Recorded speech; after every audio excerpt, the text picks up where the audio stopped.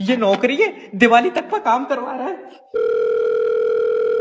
Hello, loan department की तरफ से जय बात कर रहा हूँ। तुमने हमसे लोन लिया? तुमसे लोन हमने भैया लिया कंपनी से। मैं कंपनी से बात कर रहा हूँ। ले बाबले, तू तो मुझसे बात कर रहा। मतलब मैं कंपनी की तरफ से बात कर रहा हूँ। किस तरफ से? क्या?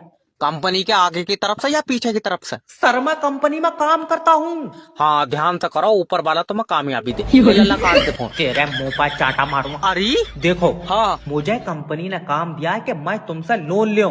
हाय पगला, मैं दो ही नहीं हूँ लोन। मैंने तो खुद यार लोन तेरी कंपनी से लिया। हाँ, तो जो कंपनी ने तुम्हें लोन दिया वही लोन हमें चाहिए। जब वही लोन चाहिए तो तू भी कंपनी से ले ले। भैया मुझे लोन नहीं चाहिए। तो फोन क्यों करा? मैं पागल हूँ। ले बताओ कहाँ से कामयाब हो जाएंगे, दुनिया काम पे चली गई, हम पागल से बातें कर रहे अरे हेलो